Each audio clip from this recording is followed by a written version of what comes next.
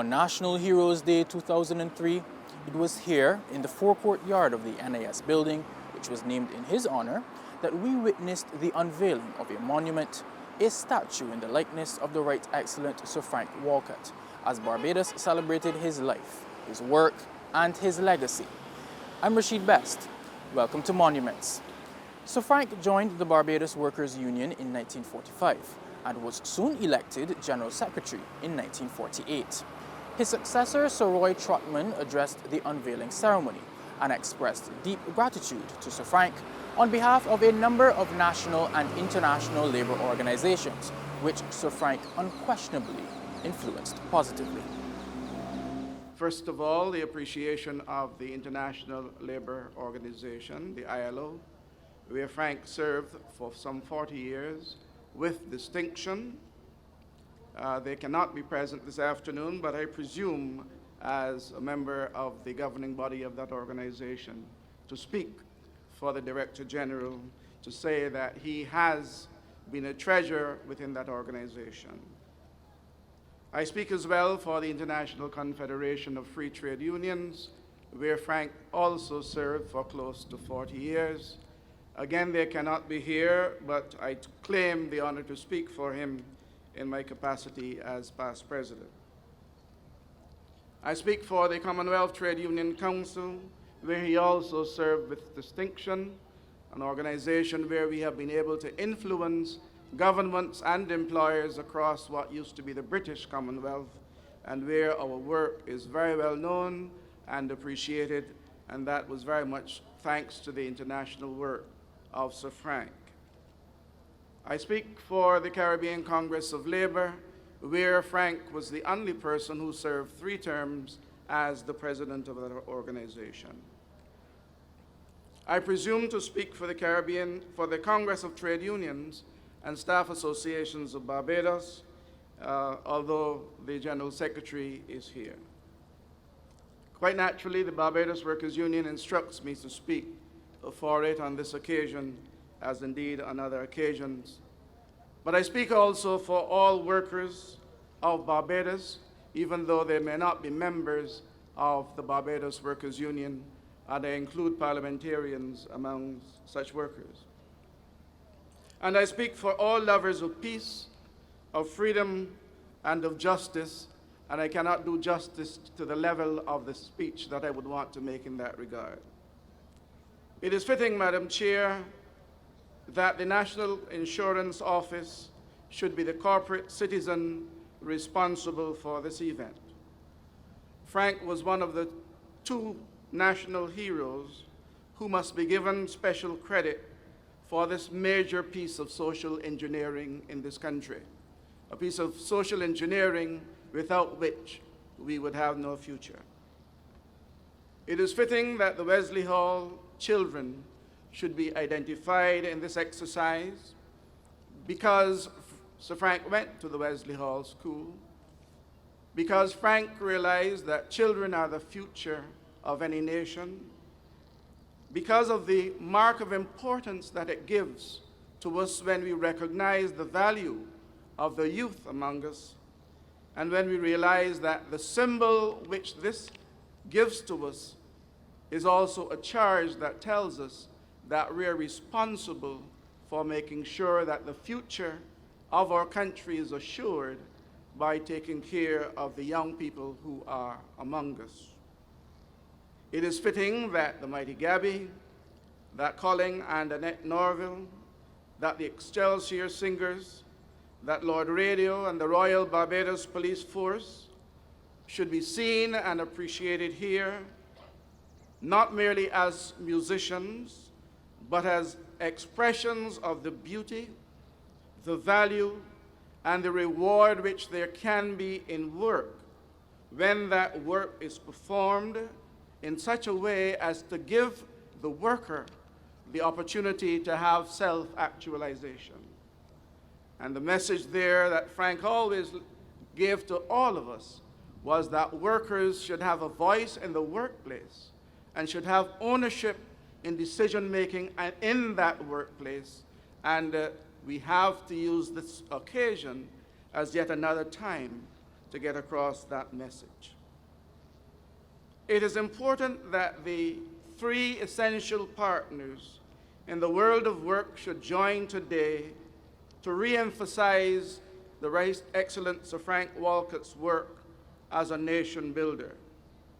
It is important that the nation should understand how fully Sir Frank has influenced today's levels of pay, although they could do with some adjustments upwards, how it has influenced the working environment, including conditions of employment, and how it has influenced conditions after work. Beyond all of that, let us recognize today the Right Excellent Sir Frank's impact on the dignity which has been brought to the world of work, on the respect which the worker has been able to gain in many, if not all, of the workplaces of Barbados, and on the national and workplace tolerance which he has worked hard to cultivate, driving away the them and us syndrome and seeking to build a society in which it is recognized that we all have our various roles to play. And let us too recognize the importance which he attached to education and to lifelong learning to provide avenues for personal and for societal development. We urge all to take example. We urge all to take strength. We urge all to be challenged by the work of this great national hero, the Right Excellent Sir Frank Leslie Walcott.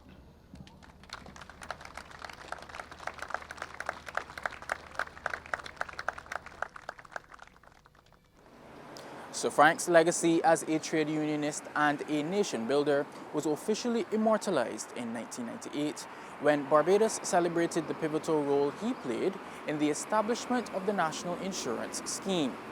That occurred on April 28, 1998.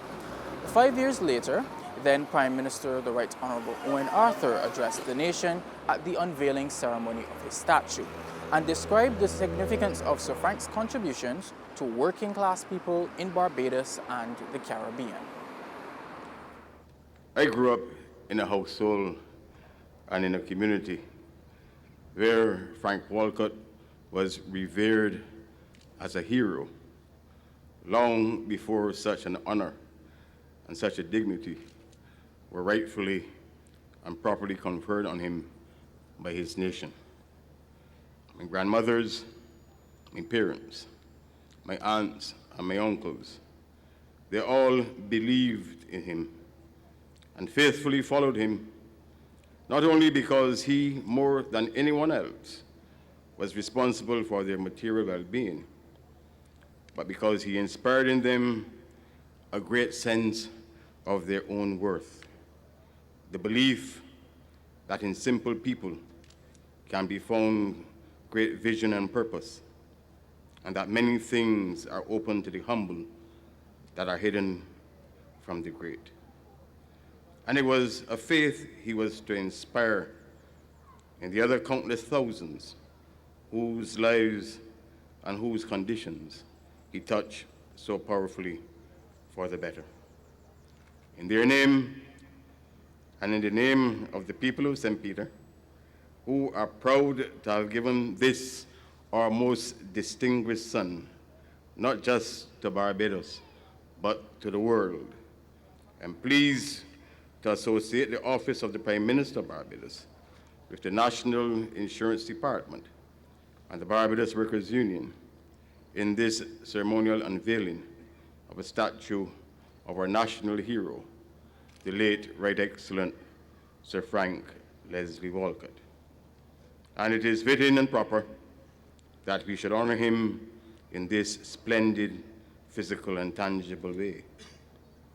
Frank Walcott lived in an extraordinary age, but even there, he stood out as an extraordinary man. He belonged to the era. We saw the greatest expression of Barbadian excellence in sports, the three W's and sobers. He shared a political stage occupied by the titans of Barbadian governance and statesmanship, Adams and Barrow, and the founding fathers of our nationhood.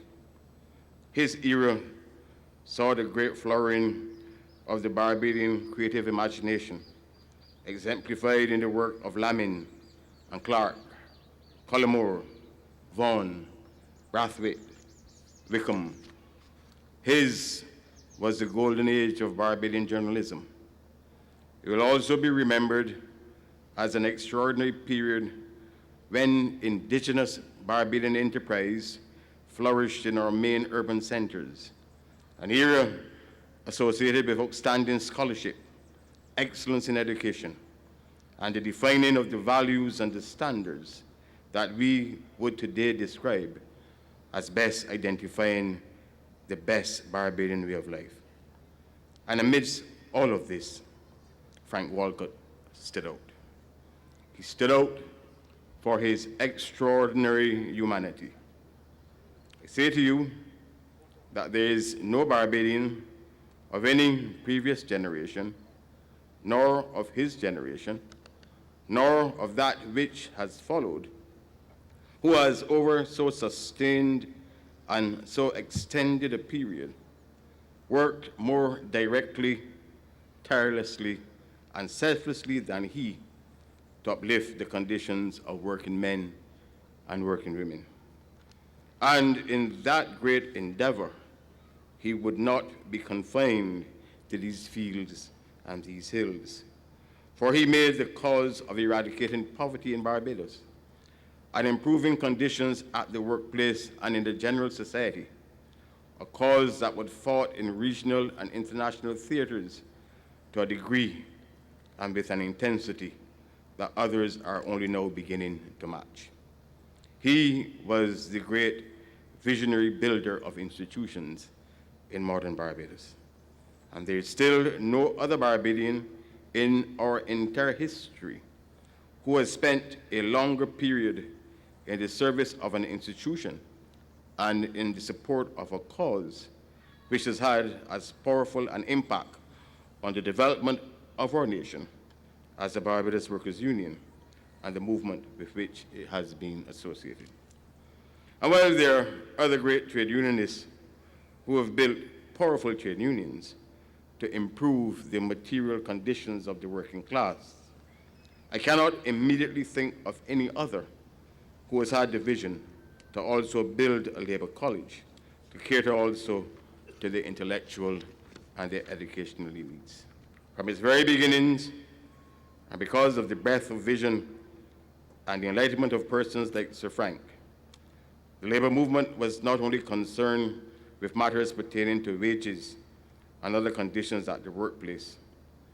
Rather, it positioned itself to be at the center for the struggle for self-determination and independence, and to help fashion the forms of democratic governance for the new societies and the new economies which were then being built from the ground up in our Caribbean. And for that, the name of Frank Walcott will live on with the names of those who came out of the great tribulations of the 1930s and the 1940s to create out of the unjust, exploitative, and harsh conditions which they faced some of the most just, democratic, and progressive societies ever known to man. It would therefore be a shameful betrayal if we, the people of a new Caribbean civilization created by free labor, were to allow the Caribbean labor movement to falter and to fail at the moment where it most needs our support. It is entirely fitting that this statue of our national hero should occupy this prominent place in the foreground of an institution which he helped to create, and one that will make life better for every Barbadian as long as there is a Barbados. By this act, we ensure that he not only belongs to the ages, but that he will never be forgotten. And as for me, I scarce could have imagined in 1956, when I first met him, that a day would come when the impossibly high honor will fall to me to be associated in this way with the unveiling of this statue. That duty I now humbly perform, deeply conscious of how much he did to cause me to be here. I'm obliged to you.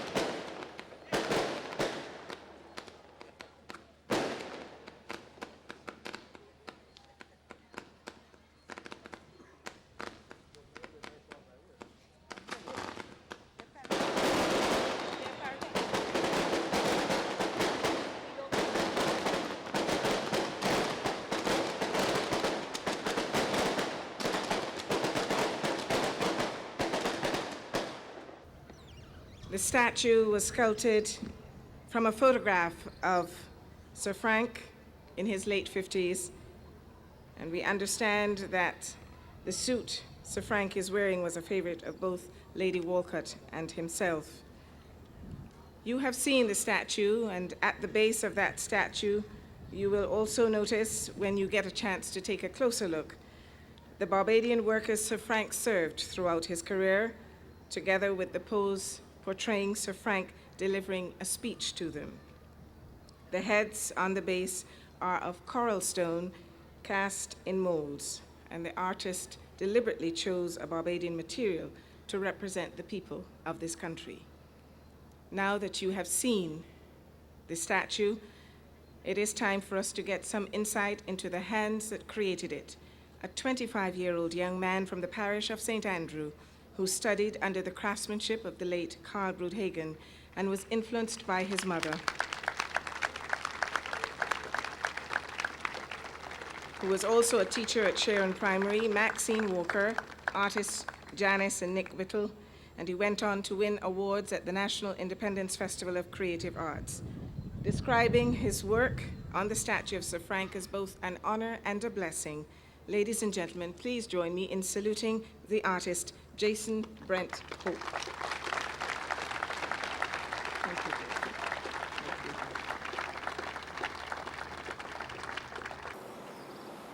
An iconic monument indeed.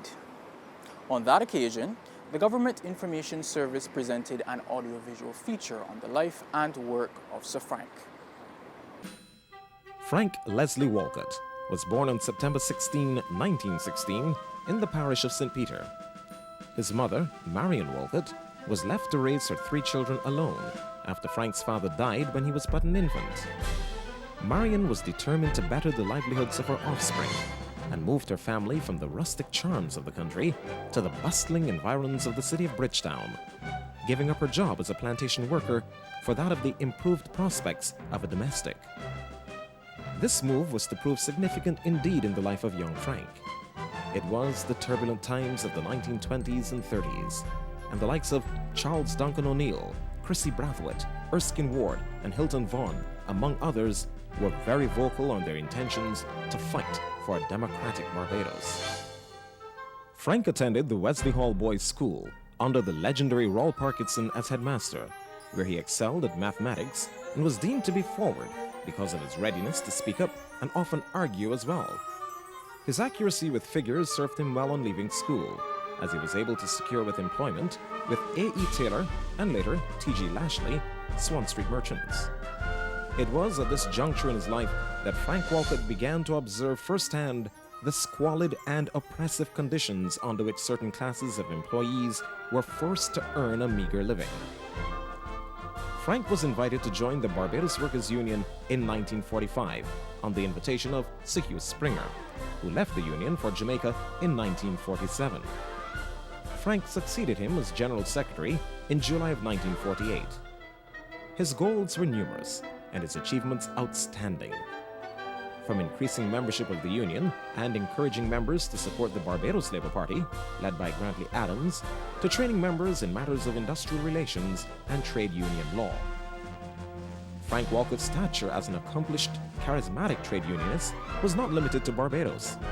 In 1960, he became the founding president of the Caribbean Congress of Labour and was associated with the leadership of that organization for 31 years, counting among his regional colleagues Robert Bradshaw, Norman and Michael Manley, and Hugh Shearer.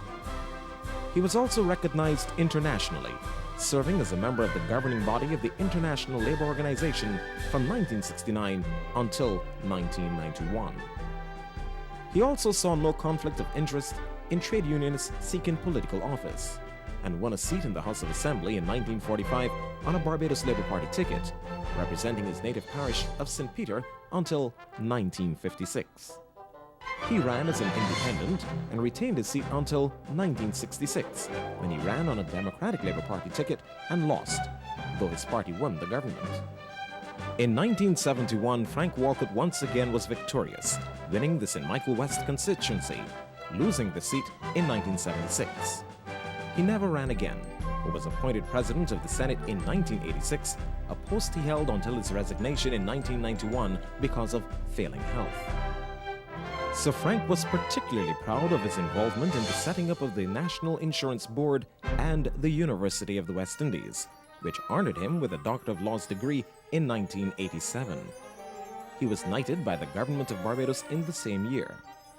A newly constructed building that houses the offices of the National Insurance Scheme was named after him at its official opening some years later, and in 1998, Sir Frank received his greatest tribute to his life's work when he was among the first ever named National Heroes of Barbados. He was one of the two heroes still alive, the other being the Right Excellent Sir Garfield Sobers. Sir Frank Walcott died on February 24, 1999, and was interred at the Westbury Cemetery with his mother Marion and his two sisters, Mabel and Helena. As we continue to shape and write and rewrite our history, the feats of the Right Excellent Sir Frank Walcott, National Hero of Barbados, will serve as a constant reminder of what is ultimately possible if determination to succeed and personal integrity join forces with visions of upliftment, good old common sense, and love of your brother man. Music has always played an important role in the lives of our people. All major celebratory events are punctuated with music.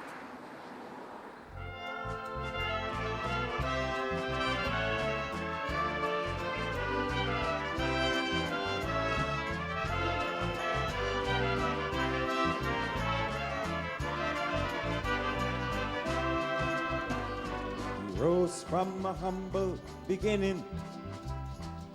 We used to call him Frankie. Had a Wesley Hall education and was as sharp as could be. Joined the Barbados Workers Union, a shining light at the top. Oh Frank, top rank. So Frank, think tank, you are a hero to me. So Frank Walcott, you are a true hero. Hero. hero, hero. Sir Frank Walcott, you are a true hero, hero to me. Them days the poor workers struggle in the field cutting the cane. The planters say Frank giving trouble. They don't want to hear his name. But the only wrong Frankie committed was to improve workers' plight. He spoke so well, he gave them hell, gave workers power and might. Sir Frank Walcott, you are a true hero, hero, hero. Sir Frank Walcott, you are a true hero, hero to me.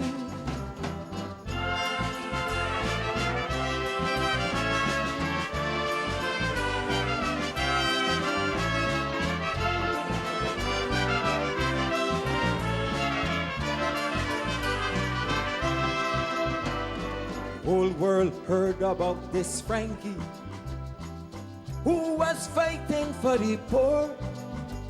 He led Caribbean labor right up to the ILO. Yes, he spoke at conference after conference. He made us proud as can be. Oh, Frank, top rank. So Frank, think tank, you are a hero to me. Sir Frank Walcott, you are a true hero, hero, hero. Sir Frank Walcott, you are a true hero, hero to me. The union kept on growing, better conditions prevailed. But Sir Frank never stopped working, and he was never for sale. From a village to a country, that is Barbados today. Oh, Frank, top rank. So Frank, think tank, he was with us all the way. Sir Frank Walcott, you are a true hero, hero, hero. Sir Frank Walcott, you are a true hero, hero to me. Sir Frank Walcott, you are a true hero, hero, hero. Sir Frank Walcott, you are a true hero, hero to me.